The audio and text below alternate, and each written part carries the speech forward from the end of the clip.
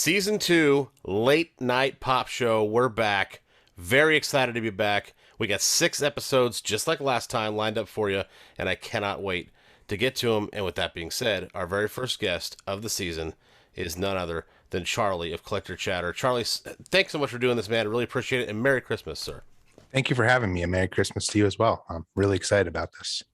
You can find him on Instagram personally at I guess it's CHFIV10. Is there a way to say that? Yeah, so it's actually my full name is Charles Henry Fisher the Fourth, and my favorite number is 10.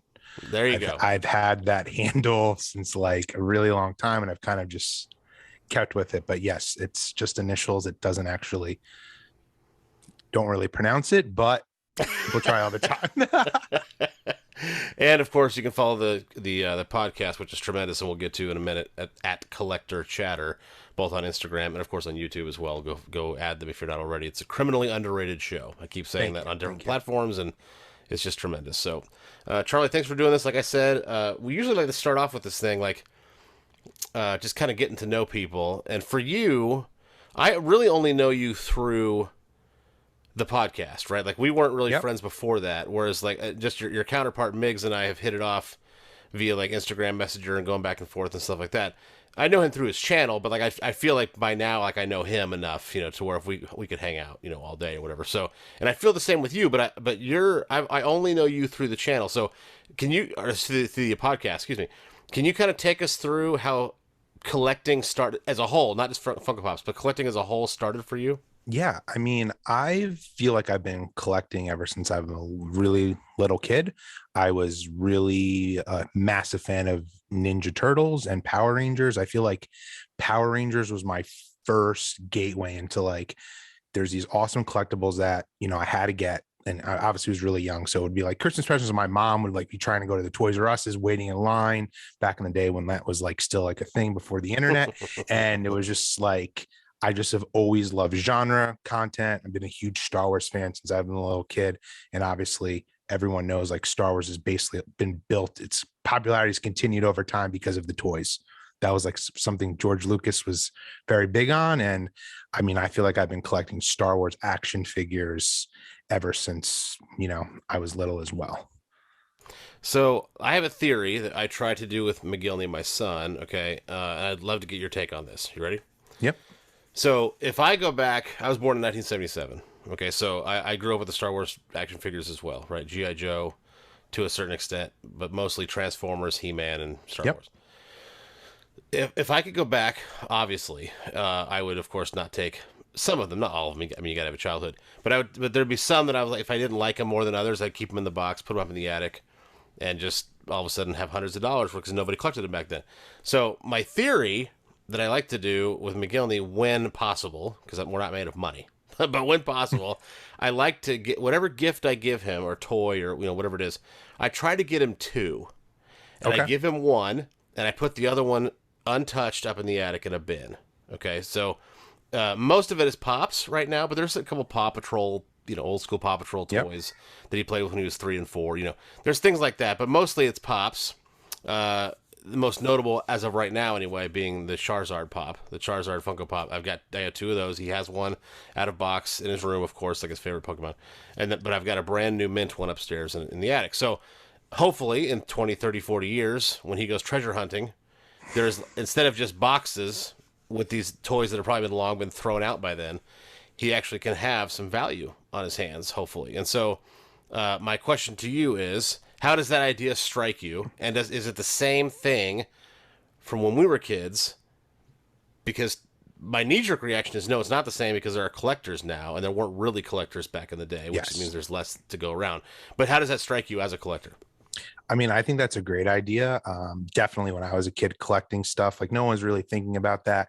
I did like to keep my toys in kind of pristine condition, even when I was younger, but obviously took them out, played with them. I look back, it's funny you bring up Pokemon. It's a joke I have with my mom. I was pretty big into Pokemon cards. I had all of the original sets, totally mint condition. I had ones that I kept that I put directly into a protector and other ones I would play with my friends. And that was at a point where I don't know if everyone clearly knew how Pokemon would stand the test of time. My mom gave them all away to a friend, young kid, and I joke with her, especially recently during the pandemic, how those cards have skyrocketed. I mean, I definitely had first edition Charizard in mint condition. I'm like, Wow. you don't understand the amount of money you threw away. I mean, I've gotten over it now because, like, you know what, who, you know, would have known maybe. I know I know plenty of other my friends who are in the same circumstances. Kind of, we joke about it because we were at the age when Pokemon, I was born in 1987. So when that first became to the States, like we were really into it. So yeah, I really wish I still had those. And I do like the idea of, getting a toy and keeping one in the box because yeah, you never, what it's an investment. It's not just for fun. It's funny. I just got the Charizard Funko Pop and it came completely damaged. And now I can't Oh, really, I'm like so annoyed about it. lovely. Yeah, I mean, it's one of those things where like I figured, okay, so absolute best case scenario, he opens it up and it gets him a couple $100 for whatever expenses he needs or whatever because it's mint condition, it's original, whatever. Worst case scenario, it's worth nothing, but it still gives him the nostalgia feeling that we did this together for so long, however I long that's love going it. to be, right? So that's the goal, I think, is to kind of keep him up there as best as possible. And I've never really talked to another collector about that. I've talked to my wife about it, who Mhm. she's like, well, I don't know, but she's thinking about it more from like a financial standpoint, right? Like we can't afford to just throw away hundreds of, and I totally get that. That's why I pick and choose. The Paw Patrol toys, Ryder and a Hot Wheel type car, that's not going to be worth anything, I don't think. But again, it's just he can be like, I remember this because I remember growing up, and I remember having my He-Man toys, and I remember that there was an action figure. They were huge back then. They were like this, like 8 inches long, Yep. and he squirted water. Like it was like some sort of like leech or whatever. I don't know, whatever. But if you push his legs together or whatever the contraption was, he could squirt water. And it was like the coolest toy ever. Like how much would I love to have an untouched? Like then nobody's got that. You No, know. it would be amazing. I So think about that all the time. Like I really wish that I had some of those toys. I still do have a decent amount of my Power Rangers and Ninja Turtles action figures actually, but they definitely have been played with and they are not in the yeah, box. But they're still, been through the it's ringer. still cool. Like I do remember, to me that was like the beginning of my, like, I was a collector. So it's cool to still have those. So what was your first pop then? Let's fast forward to that. So you got your Funko Pops Yep. behind you there, obviously. The Yep. Collector Chatter podcast is about all things collecting, but really it does focus on Funko Pops for the most part, or Funko in general, I guess. So, and that kind of seems to be the common thread with this, with our channels, is that we're talking about Funko Pops all the time. So what was your first pop? So my first ever pop was an Emperor Zurg from the Disney store, the one that's not a bobblehead. I'm a huge Disney fan, for everyone who, doesn't know that, but I remember seeing that in the Disney store in a mall, and I was just like, this is cool. And that's like one of the original pops. I've been collecting pops since like 2012, Okay, and so you go way I back then. I do go way back. I have like, it's funny where most of my collection doesn't normally get displayed on during my podcast because it's Hmm. right next to my son's room. I have like a almost 2.5 year old. So I feel like when I'm doing my podcast, I don't want him, like, whether he wakes up or I hear the noise. So I kind of have been rotating pops. I just put in my background. And right now I just have some Christmas ones. Hmm. But yeah, and there's something about that when I saw it, just looked so unique. I'd never seen anything like, and I've been hooked ever since. I then really started collecting a lot of Star Wars, so I do have a quite a bit of the original ones in the blue box. So do you have so what? So let me ask you this then: what's your collection? Well, let me back up. Is the Emperor Zurg still in the original box? Still in the original box. It's just I've been collecting throughout, such a long time. Though the one thing with me is I've gotten most of my pops for like retail price, Right. and I like, so it's just crazy to think. I mean, I definitely don't feel like I've spent that much on them, but I do have some ones that have just like skyrocketed. Like I know we've talked about in the past, and a grail for you was the Mandalorian New York Yeah. City Comic Con. I mean, I got that at the con, and now that's worth over $400. So it's insane. Like, and I didn't really get into collecting Funko Pops for that reason at all. I just love movies and TV, Hmm. and there was always something there for me, and that's why I love to collect them. So is there something that you have gotten that has shocked you? I mean, like pop value wise, like things like the Mandalorian, for example. Like you get that for retail at the con or whatever. And the next thing you know, it's like $400 or $500. Like, is there anything that's really just surprised you over the years? It's funny. That one really surprised me, but then it kind of made sense because it was the first one in the line. It was like right before the pandemic. So like was that last con. I'm trying to think. One I have like It released. It dropped before the show actually went on, right? Didn't it drop like right before? I'm pretty sure it was a show only Funko one. No, I'm sorry. The pop dropped before the Mandalorian episodes Oh, aired. I sorry, believe, right? sorry. It did. So it was, the first piece of Funko merchandise for that. And yeah, it was really leading up to the show. It was like a Mm, month, I think, before the show dropped. So yeah. that definitely probably adds value to it. One that I have that it's gone really up in value, but I think it's probably because of the ride being refurbished. I have a bunch of the Splash Mountain Pops. I Oh have yes. the pop ride with all of the characters in it, and that one is kind of skyrocketed. And I got that for retail as well. And but then I look at like I have a lot of my big collections are Disney, Marvel, and Star Wars, which I know are probably three of the biggest ones, but they just tend to have huge fandoms. And I feel like, Right. if you get some of the good Grail ones, they're just going up in price. Well, you've got to have supply and demand. I mean, you can't like that's why a lot of these things that you guys talked about on one of your recent episodes was how Funko gets together and they have these really random things. Or like they liked a commercial back in the '80s, and so they're gonna make this Yeah, mascot about it or whatever. And nobody knows what it is. I know. There's a part of that that's obviously really cool because most businesses wouldn't touch that. They'd be like, well, there's no following, so why would we make this No. and waste the money? But at the same time, there is something cool about that because nobody would ever do it. And so therefore it becomes rare. The issue though that I find with that philosophy, as fun as that is that what we just said, there's no supply and demand. There's no demand for that character, and so therefore the price is it's big. It's a 1,500 piece or whatever the example is, but it kind of plateaus because there's not really a growing fan base. There's no new show or new commercial that comes out with that character per se. Yeah, it's wild, but it is actually, I mean, you hit it right on the toe. Like, I love that Funko will go take these risks. There's no other company out there that will do it. And you know what? I mean, they've become so huge now that they can take those risks. Yeah. Were they going to do in the beginning? Probably not. But now it's like, let's make something cool. There's a few. That's why they become so big because they've reached legitimately every fan. There's no other company, I don't want to keep saying it, but that has something for everybody. And I think that's why they're so popular.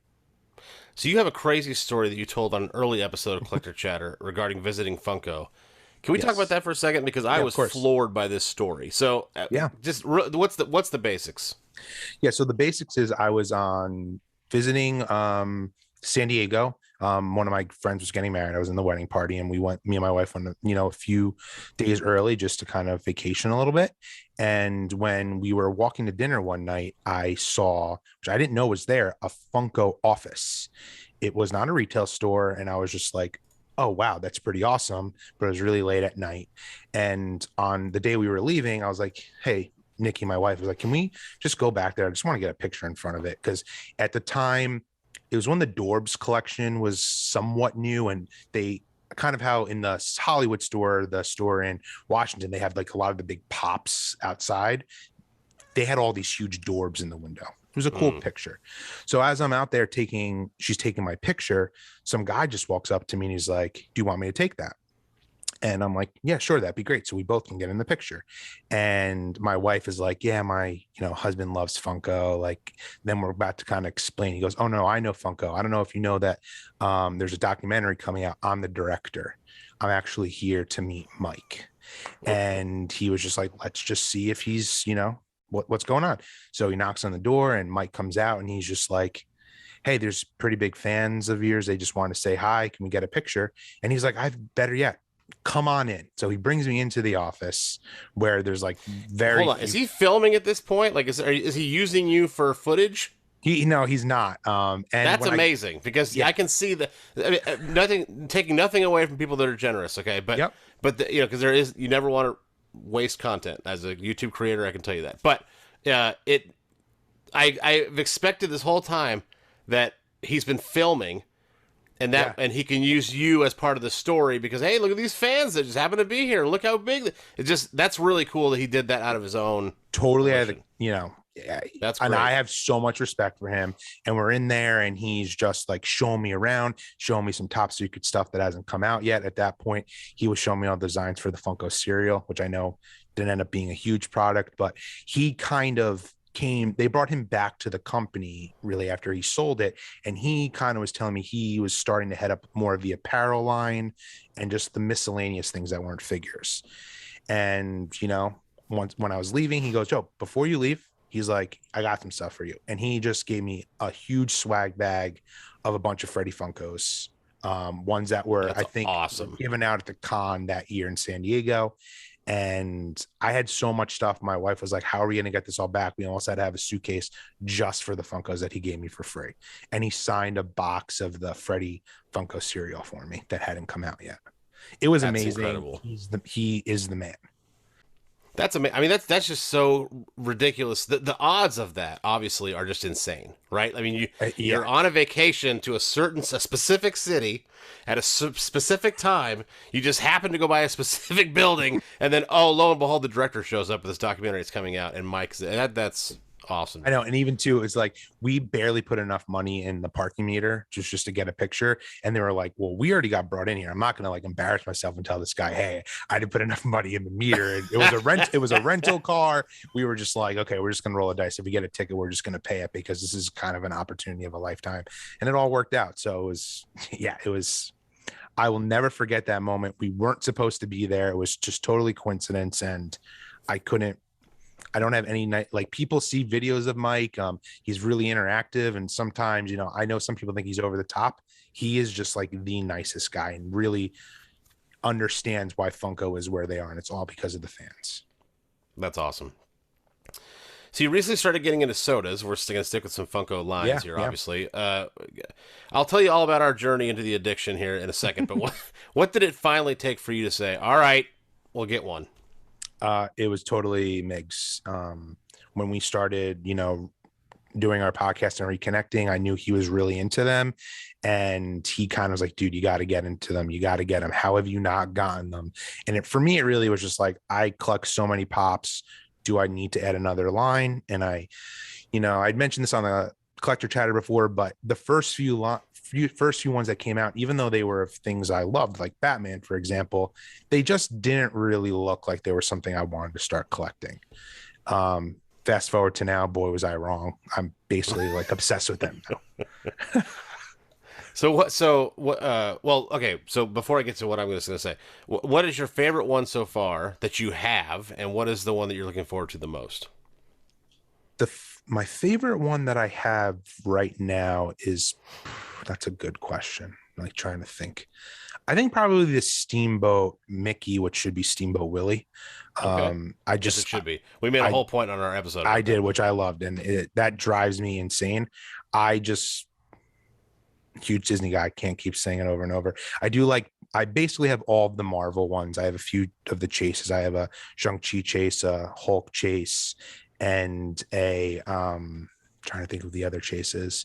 But I just I really started getting them because they were making MCU ones. That was my like, okay, Right. this now looks like the not just the comic booky line. It's like they're really diving into the movies, and that really hooked me in. And I'm really looking forward to the Spider-Man one from No Way Home. I love that. That to me, that's a true chase. I talk about chases all the time, ones I like and don't like. He's wearing multiple different costumes in the new movie, and that's what it is. So I'm really looking forward to that. And I really want them to make Star Wars ones. So I've kept you a long time. We can talk about sodas all day and pops for that matter, but we got to talk about the podcast. So how did the podcast start? And then what made you decide to just be like, all right, you know what? We're going to do this. And we get a logo and we're gonna, like, what Yeah. made you guys dive in? So I've like always wanted to start a podcast slash YouTube channel, but just, whether busy with work or just making excuses, never really did it. Pandemic hit. I'm working from home, had some extra time on my hands, as I know a lot of people did. And weirdly enough, I started another podcast before this. It was called Nerds Be Heard. And it was more of I was doing reviews of Marvel movies and Star Wars and all the Disney Plus shows. And I had So I know Migs from college, and we were in the same fraternity with each other, but we kind of lost touch, and we our friendship retinkled because I noticed he started his channel. And Mm. I was obviously friends with him still on like Facebook and Instagram, and that's how I saw he started it. And I'm like, you know what? I can't believe he likes Funko Pops. Like, definitely was not something either of us were thinking about or had in common when we were in college. And I was just he started listening to my podcast, and I was loving his channel. I'm like, dude, we need to start, like, I was like, would you want to do a podcast with me? And he's like, I've been wanting to start a podcast. Like, it'll be different than my unboxing channel. And it was just kind of like a match made in heaven. I couldn't be more happier that, I now have a great friend that I've retinkled my friendship with, all because of Funko. Like, just saying that out loud is crazy to me. And like I said, we had gone probably like 10 years without talking, and now we talk every single day. So that's where like that started from. And I was like, you know what? There's so many people that are doing this. Why not me? Like, anyone can do it. And I'm just so happy we started. So that's where the birth of Collector Chatter came from. What's the growth of success for you guys? Meaning, what do you consider success? Obviously, you want the subs, you want the views and the listens, but the one thing that has been making me feel really good, only even doing this for a few months, is getting opportunities to like be on your show. Like, people are, whether I'm in a whatnot, auction, people are like, that's Charlie and Migs from Collector Chatter. Like, to me, that's cool. Like, becoming known within the community. It's I never really would have thought of it, but like, I have a big group of friends, but we don't necessarily all have the same interests. I don't have many friends who do love to collect, and I now feel like I'm making all these new friends through the internet because we have the same passion for collecting, and especially Funko. So for me, like, that's what success looks like. And obviously it'd be great to, become a huge channel with, millions of subscriptions, but, hopefully one day. But it's just becoming, part of the community is what I've been really enjoying. The community is a wonderful place, and the internet, despite what most people say, can be a wonderful place as well because of what you just said. The community is there. It gives us a platform to share our passions, whatever those may be, and it tends to find like-minded people, and Exactly. it becomes a wonderful thing. Again, within reason, everybody's got their jerks. I mean, every circle of life, right? Yep. So, if you can cut out that noise, you're in pretty good shape. And I've found so much support and love and grace and compassion from this community that in our 2 years doing this, that it's just it's insane. And I hope I don't know if I consciously think of this, but I hope that McGillney experiences enough of that or witnesses enough of that that he knows how to carry himself later. It's great. I mean, it's amazing how accepting the community is. Everyone is nice to each other for the most part. You're always Yeah, going to find your troll here or there, always. but for someone who's, loves, content as a whole, and as I was saying, I'm really into like, genre content, all of that on the internet. There's tons of people, especially Star Wars fans, who will hate on people all day, every Oh day, yeah. where like that just isn't happening here. And I think it's the best community around. And you really do find people like I said, I don't, a lot of my friends are like, what are you collecting? Like, why are you like, that's a toy. You're too old for that. But I love now that I like, there's plenty of people I've met in this community, older, younger, and we all just have a big passion that, is a Funko. Yeah, it's funny. Our parents always told us, like, hey, find people that, that have the same common interests as you, you know. And I had no, I you had no concept in the '80s, of course, but Yeah, but it's this digital age has provided that, it really right? This, has. you find people, so it's pretty cool. Follow the podcast at Collector Chatter. Charlie, man, thanks so much for doing this. I really do appreciate it. We went over time, but again, I could talk to you for another hour, like easily. So I I do agree. appreciate your time. I hope you have a Merry Christmas. Much love to your family, and I'll talk to you soon. You as well. Thank you very much for having me.